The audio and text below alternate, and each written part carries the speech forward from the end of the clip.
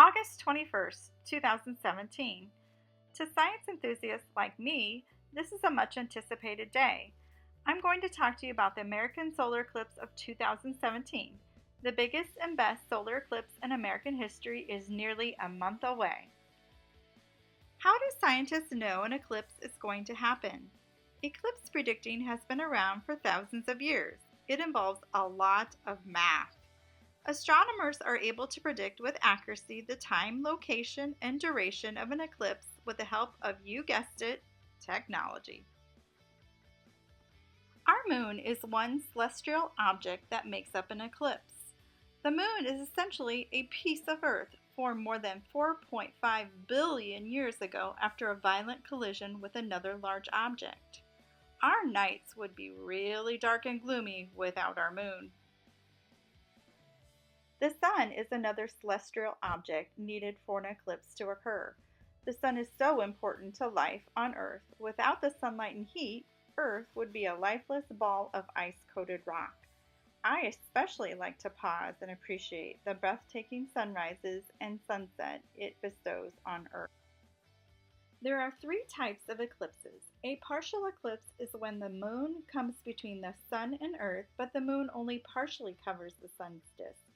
The sun, moon, and Earth are not lined up. An annular eclipse is when the sun and moon are lined, but the moon doesn't quite block all of the sun and leaves a bright outer ring. The moon is too far away from Earth in its orbit to completely cover the sun. The third type is a total eclipse, which I'll talk about shortly. There is actually a fourth type called a hybrid, which is a combination of an annular and a total eclipse. A total solar eclipse happens every year or two somewhere on Earth. The last total solar eclipse occurred in 1979 in the northwest part of the United States and 1991 in Hawaii only. The next one that will occur on American soil will be in 2024. Those lucky enough to live in or travel to the areas where they will experience the big event stretch from the northwestern part to the southeastern part of the United States, spanning an area 70 miles wide. Getting closer to the center of the path, the blue line, will give you the longest totality. Are you one of the lucky ones located in the eclipse path?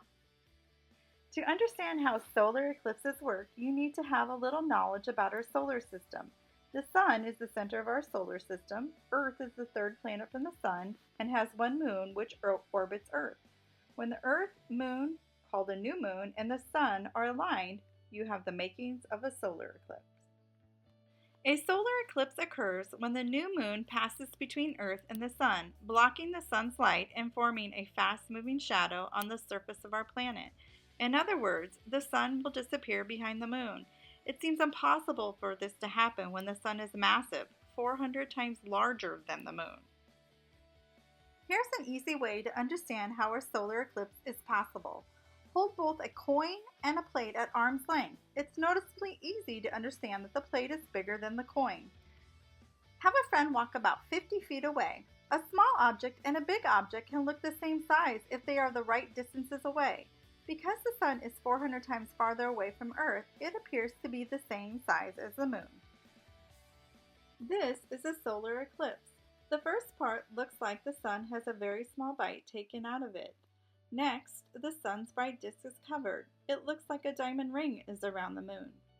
The middle image shows maximum eclipse, also known as mid-eclipse. For about a minute or two, observers will experience totality.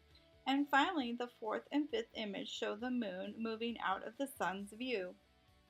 I'm going to explain the mechanics of a solar eclipse. Total eclipses are visible where the darkest part of the moon's shadow falls on Earth, which is called the umbra shadow.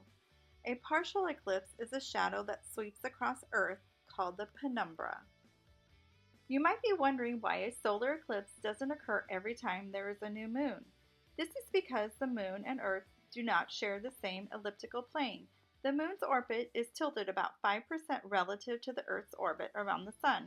For this reason, the moon's shadow usually passes just above or below Earth. In this video, it shows how the Great American Solar Eclipse will sweep the United States. You see the moon and the shadow it makes on Earth.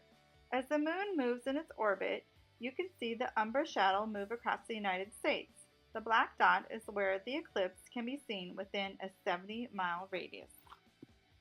As you have learned, the moon has to be an exact distance away from the sun for a total eclipse to happen. If these conditions do not occur, or perhaps you're not in the path of totality, you will only see a partial solar eclipse. Even on the rare occasion of a solar eclipse, the moon's shadow is likely to fall on the 70% of Earth covered by water. Few people, if any, will get to see it. On August 21st, 2017, parts of the United States will fall under the path of a total solar eclipse. Essentially, it will look like a hole in the sky where the sun used to be.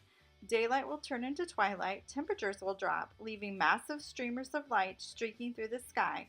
You might be lucky enough to see the stars. Remember when Mom said never to look at the sun? She was right. You can essentially develop a sunburn on your eyeball. Solar radiation can cause damage to the retina, which can be permanent. If you're lucky enough to experience the glory of a total eclipse, you're going to need special eclipse glasses. People are going to be flocking to the United States for this amazing spectacle. Experts say to pick a clear viewing location near an uncrowded highway in case you need to relocate quickly due to low visibility. My favorite pick is the sandhills of western Nebraska, where you are guaranteed to see 2 minutes and 30 seconds of totality, weather providing. Past eclipse viewers say pictures in newspapers and on TV the next day are not even remotely the same as experiencing the event personally. Clear your calendar, consult a reliable weather source, and get yourself into the path. It's literally in our backyard.